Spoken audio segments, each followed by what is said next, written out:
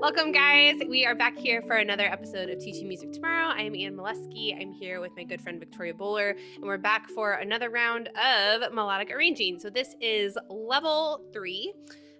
We've already talked about kind of that entryway into melodic arranging. We've talked sort of about leveling up, and had lots of good discussions both about melodic arranging and rhythmic arranging, which we will continue today. So I want to start off by something I was thinking about as I was getting ready for this episode, and then I'm going to ask you to say something, Victoria, I promise. I want to hear it. I know, but I want you to think about what I'm saying and then respond to it. So, which is what we do. You're describing a conversation. I'll try, Anne. All right, hit me. So when we talk about arranging, and we had this conversation with rhythmic arranging, and I think we had it at length, particularly in part 3 of rhythmic arranging. Correct me if I'm wrong. It's been long enough now. But anyway, we can talk about kind of this vertical layering, or we can also talk about this sort of horizontal layering. And to be honest with you, when we were talking about jumping on and getting into level 3, I was like, well, which direction am I going to go? Or am I going to just do like a typical and like talk around kind of both options? And so it might not feel like as concrete as maybe some of these, like, hey, I like the song for this, let's go and teach it, that we've done on this podcast before. But talk to me a little bit about melodic arranging, talking about going from level 1, level 2, level 3, what that means in terms of layering, what that means in terms of vertical versus horizontal, how it's similar, different to rhythmic. Give me all the things. Okay, let's talk about this idea of the vertical layering or the horizontal. It's hard to use a word that's not arranging, but the horizontal, like piecing together. The way I think about what is going to separate it from a level 1, level 2, level 3 is, what am I asking the students to do? Am I asking the students to make one of these decisions? If yes, then it belongs in this melodic arranging conversation. If it's something that I am doing, then it's still melodic arranging. It's just not melodic arranging that I'm asking students to do. Does that make sense? And it seems like so redundant to say, but when it comes to, am I thinking about how to layer things vertically? I might, right? And that kind of gets into some part work stuff. But if I'm asking students to arrange the part work, such as deciding how many ostinati we're going to layer on top, that's an arranging decision. Or if I'm thinking about it horizontally, I'm thinking about asking them to move around the form. So the way I think about what makes it a level 1 or a level 2 or a level 3 has to do with how much student choice is there in those decisions. Does that make sense? Because that's something else. Just really quickly, that's something else that we talked about when we were kind of brainstorming this episode, is like, what is a conversation about melodic arranging? And we're talking about what the teacher does, and then what is melodic arranging that the students do? Yeah, and again, I'm probably repeating myself, but I wrote down independence as you were talking, and then you went ahead and said it. Like, depending on what the students are actually being asked to produce, which feels like a horrible way to say it, but is what it is. That makes sense. I think, so then the question, I think we kind of had this conversation before, is if I am the teacher and I am kind of deciding the options, but the students are making the melodic choice. So maybe they're not necessarily making the arrangement choice per se, but they have different melodic options within that arranging choice. How does that feel? What do you think? Yeah. So we're talking about the product and we're talking about the process, because arrange is a verb. I'm going to arrange this thing, and that's something that students can do. The arrangement, the final product, is something that certainly kids are going to have a hand in, but the teacher is kind of, if we're planning like backwards design and we know the options that we're giving students up front, the teacher has kind of jumped in ahead to kind of give a boundary. So like we have the structure and then we have the choice within that structure. So the choices within the structure are the verbs, the actual arranging that students are doing, and the structure itself is the arrangement that the teacher has created, even though we don't have, like every single note head colored in, so to speak. We know broadly speaking what the choices are. How does that sit with you? Yeah, that feels good. So, kind of going off of what we talked about with level 2. So, I was on my Peace Poor Tot train, if you will, and then Yeah. we learned how you don't like tomato-based soups. Oh, good night. Anyway, and then we created an Ostinati based off of those likes and dislikes, but there was a tone set, right, to kind of Mm-hmm. choose from and play around with. And we had built some vocabulary, built some options, built some choices through exploring those different tone sets. And then the Mm-hmm. students ultimately had the opportunity then to decide what was going to happen within that framework, right? So, Yep. like you just said, I knew, like, okay, I'm going to choose either So Mi La or I'm going to choose Mi Re Do, depending on what students I'm working with, what they already know, what they need to know, whatever my curricular objective is. And I'm going to give them those parameters because I have that backward design in mind. So there's no right or wrong answer or true path, I guess, is the take home I'm trying to assert here. That Mm-hmm. this idea of arranging, and I liked what you said about how arranging versus arrangement, and this idea that students have a hand in creating that product with the verbs that you're guiding them to. Yes. Okay, Yeah, absolutely. cool. Absolutely. So I give you the choices and you move them around. And when it comes to this is a different conversation, but when it comes to assessment, that's something that is really important to me to know. Am I assessing the Mhm. process or am I assessing the product? If I'm assessing a student's product, and this goes back into what we were talking about in the last episode, if someone says, like, I like soup, right? Or Mm, whatever it is, mhm, and they're supposed to mhm. be using mi, re, do, right?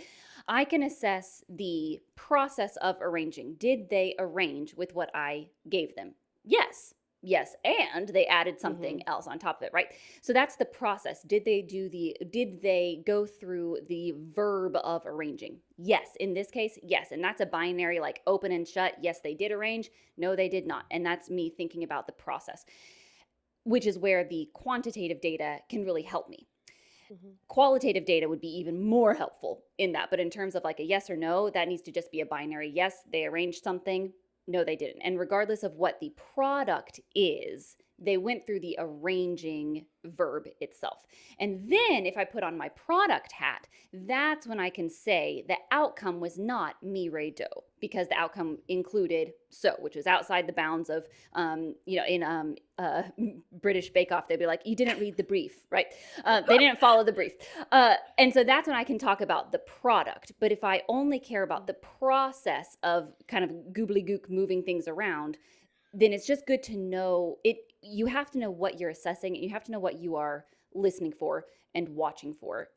And I don't want to take an assessment for one thing when I should actually be caring about the other thing. Does that make sense?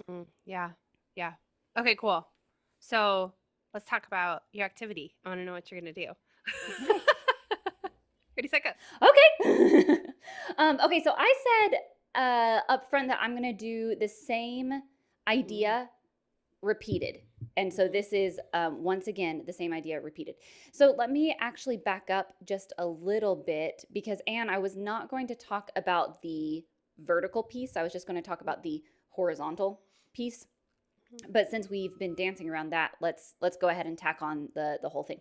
Anne, we are all sitting in a circle, and you have your eyes closed, and you cannot see who has the hidden object. As we pass this flower around and we sing, El florón pasó por aquí, yo no lo vi, yo no lo vi.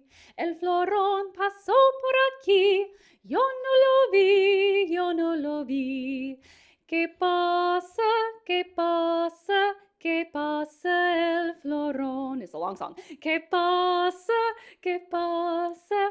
¿Qué pasa el florón? And then Anne would open her eyes and she would guess who has the flower that we have been passing around our circle.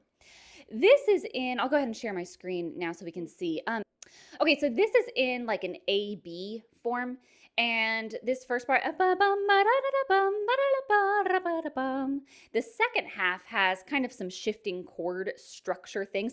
Bum bum bum ba-dum bum ba-dum ba-dum ba-dum ba-dum bum ba-dum bum ba-dum ba-dum ba-dum. So if I am putting on my teacher product, end product hat, I know that the piece that's going to be easiest for students to arrange and make like an accompanying melody is going to be this first part, just because we have a little bit more room. If we think about like the chord structure that's kind of implied with this melody, we are not as tied into a melodic skeleton that kind of outlines the chords in the first part as we are in the second. So I'm going to put on my teacher brain and I'm going to say like, okay, so I'm thinking now maybe I give you the partner melody for the second half. We want to think about this as the chorus or the B section. If our song is in A, B, I'm going to give you the partner melody to the second half, and I'm going to ask students to arrange their own partner melody for the first half. So that's something that we can maybe circle back to. And you can see some body percussion. Yes? Okay, I'm going to sing it first. You can join in whenever you're ready with body percussion. It goes like this. Yo no lo vi, yo no lo vi, el florón. Yo no lo vi, yo no lo vi, yo no lo vi, el florón. And if we were to, by the way, there's something missing right here, which is just like you float your hands up and you snap at the top. Okay. If we were to put this on barred instruments, which we are not yet, but we certainly could, it just totally depends on how you want this to land. Yo no lo vi, yo no lo vi, yo no lo vi, el florón. And we could put it on the staff as well. Yo no lo vi, yo no lo vi, yo no lo vi, el florón. And then eventually, once we are, this is in the high do concept plan, and then eventually we can sing it on solfege as well. La la la la, do do do do, so so so so, mi so do. That is the partner melody for Que pasa, que pasa, que pasa el florón. Yeah, so Anne, will you just interhear this on your own as I am singing Que pasa? And maybe you can show us your hand signs. Sound good? Okay, here we go. Que pasa, que pasa, que pasa el florón. Do it again. Que pasa, que pasa, que pasa el florón. Great. So far, this is an arrangement, but students have not done anything, right? It is an arrangement, but it's all teacher directed. So even though I have had an extremely creative and fulfilling time making this, students have been doing imitation, right? Which is fine. It's just not arranging. Okay, so now we're rocking and rolling on that. At this point in our part of the concept plan, again, thinking with a backward design hat, we have a partner melody to the second half, but what are we missing? Third grade, fourth grade, whoever upper elementary is doing high do. We don't have a partner melody to this first one. And I got so lazy and so tired, and I am exhausted for making all of the decisions in this class, and I hereby give up on this partner melody. You guys are always asking me, make us a partner melody, make us a partner melody. No, now I'm going to put it on you. So now I sing, and you can show me your hand signs as I sing this. Here we go. Do, re, mi, so, mi, la, so. Do, re, mi, so, la, do. So I've just taken these melodic cells and we can move these around however we want, but they are pretty flexible harmonically.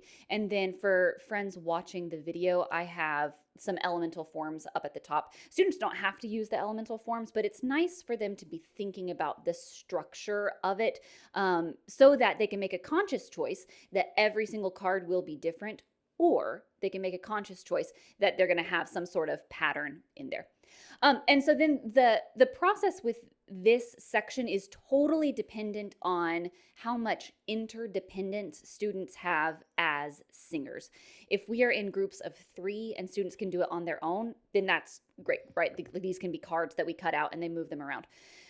Way before that, though, I would want us to go through several million different examples with me at the board pointing to all of these cards so that we are kind of in the same groove of the meter and everything like that.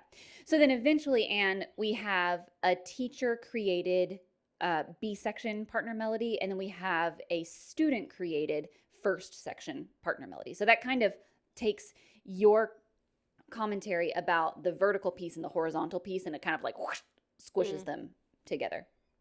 Clear as mud. What do you think? No, I love that. I love it. I think what you said about the independence and the interdependence is really important.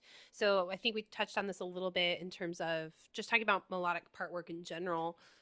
We mentioned canon last time and how canon is Mhm. actually a really, really difficult thing, because students hear like what they've already sung or what they're about to be singing, and so they tend to like want to go back to that. Whereas partner song work, and a lot of times you can take like a known pentatonic and another known pentatonic and Yes. put them together and see how that works as a partner song. Not exclusively, but there's a lot of those Yeah. that work. Anyway, the point being that there's enough difference in the actual melodic contour and often the text that students aren't getting flubbed up as easily as they would with canon. So if you're Yeah. looking at a melodic part work sequence, it would probably Mm. be what like ostinati, partner song, and then canon, roughly, Yeah. right? Like Yeah. there's other stuff interspersed, but that's Uh-huh. probably kind of a good way to go. What do you think about I that? agree. Oh yeah, I completely agree. I completely agree. And but then, we would have a conversation and we can do this. I think we've already talked about part work at some point. But if the conversation is primarily around part work, then I put on a part work hat. And if it's Mm. primarily around arranging, then as the teacher, I want to create some sort of part work structure where students can be successful with the arranging piece that I want them to focus on. Do you know what I mean? Yeah.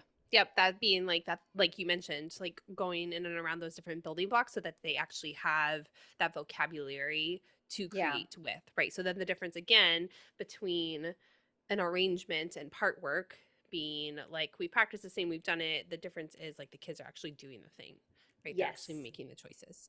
Yes. Um, yeah, cool. I love it. Beautiful.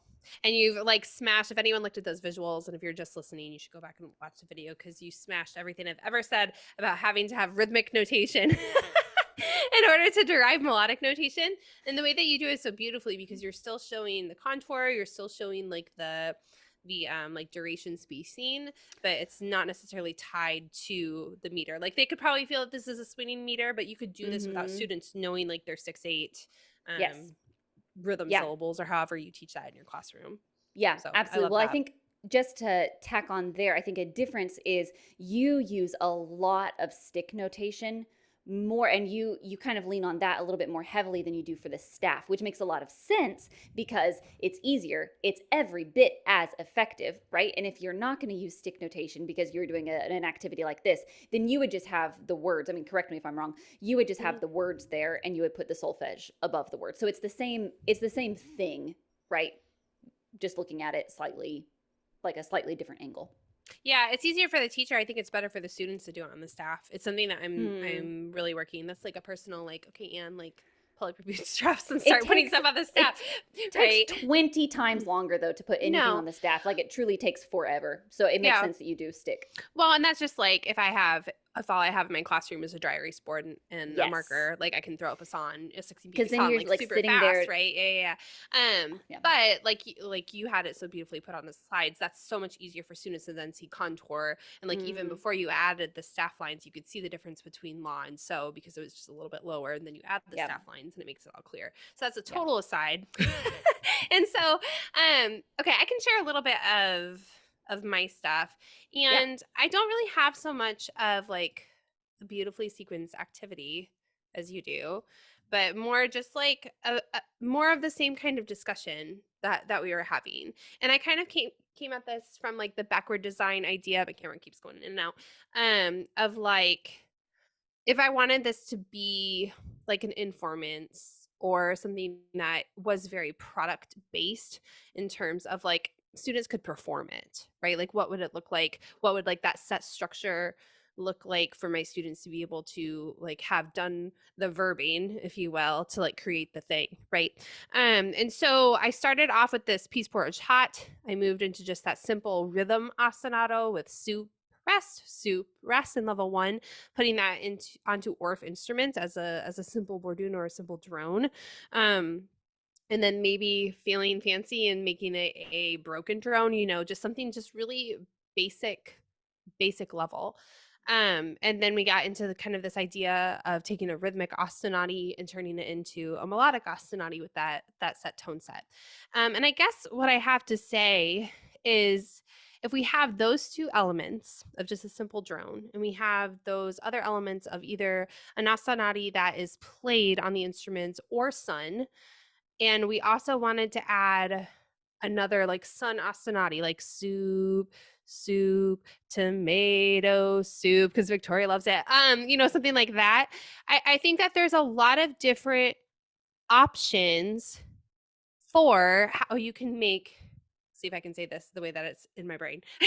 A lot of different options for how expansive you can make a horizontal form with the different types of vertical layering that you've come up with, right? So again, like apologies because this isn't I did a lot of thinking on all of this, particularly this morning before we hopped on, but also just in between, like how do I really make this a level 3? Well, the true level 3 for me is like, okay, I've given these ideas for an Astonati. I've given these ideas for a drone. Now, like, what are we going to do with the form so that each of these little student created things can come in? Right. And so maybe it's just everybody sings a song. Then we stop. Everybody plays the drone. Soup, soup. I like soup, soup, soup. And then we layer the song on top of that. And then the first group comes up and performs their ostinati. And then we do that along with the soup piece porridge hot, right? And then there's the interlude. And then you go to the next. And then there's the interlude. And then you go to the next. And then maybe they're just clapping their rhythm, which isn't melodic arranging. But this idea that there's so many different options depending on, as you stated, what like that end goal is. And for piece porridge hot, depending on whether I have older beginners or kids in first and second grade, is to do some type of creating partner type ostinati stuff with like mi re do or so mi la, whether it's singing or singing and playing on the instruments, right? And with that comes some other basic skills, such as the simple drone or such as creating like this big rondo with an intro, with an interlude, with a coda, however you want to put it together. And I mean, the first time that you do something like this, you're not going to walk into like second grade and be like, all right, guys, like, how are we going to put this together? Right? No, you're not going to do that. You're going to say, okay, here's our song. We had this simple drone that we came up with.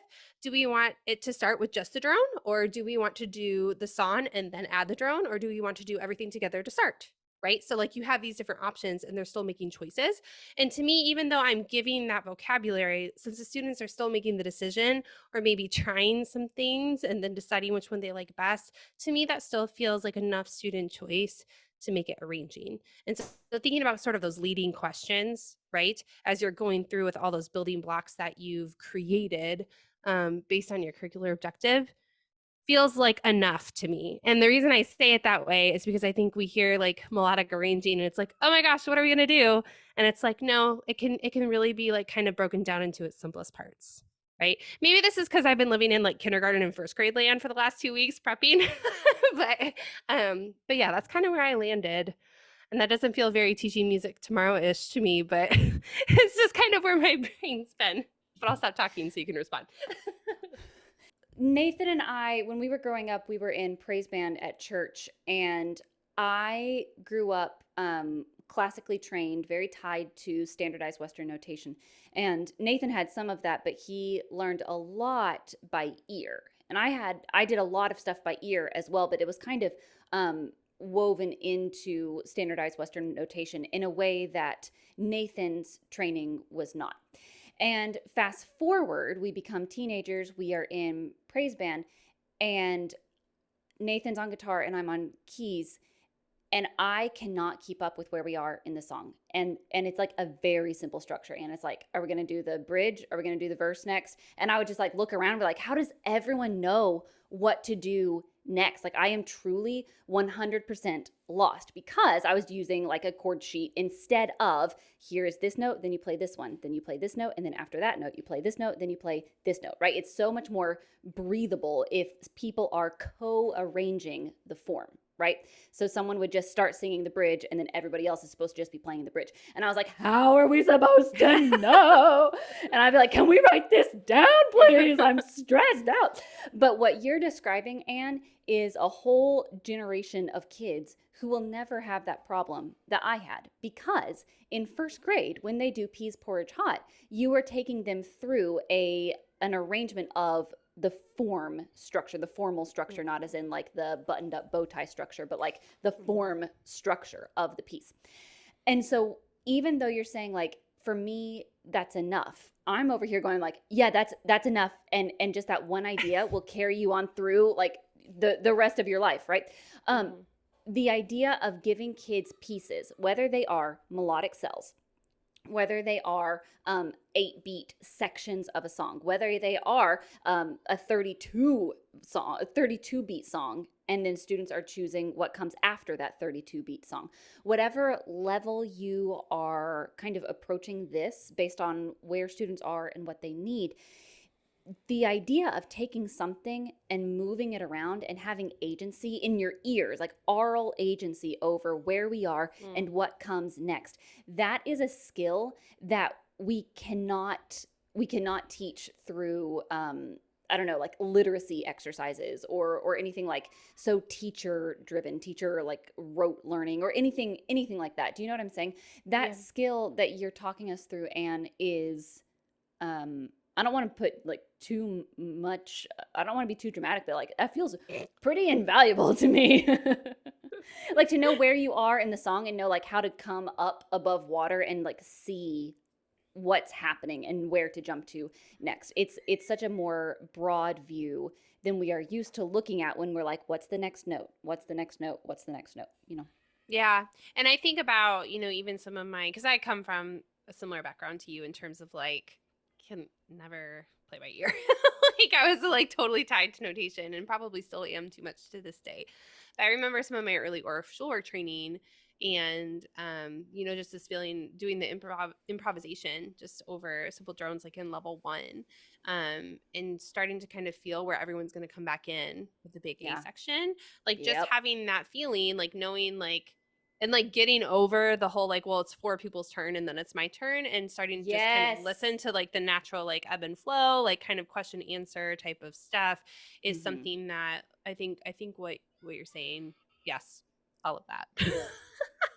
Yes. Yeah, I think that and that's what we're talking about in terms of, I mean, we call it melodic arranging, but there's kind of some like inherent like harmonic stuff in there too, right? And like and it's very very multifaceted, as many things that we talk about on this podcast tend to be. Yeah. So that's kind of where I landed, or am continuing to fly through, perhaps is a more accurate way to say it, in terms of all this stuff. So, you know, I love it. So we've looked at it from like 32 I know. different angles, which is Mhm. great.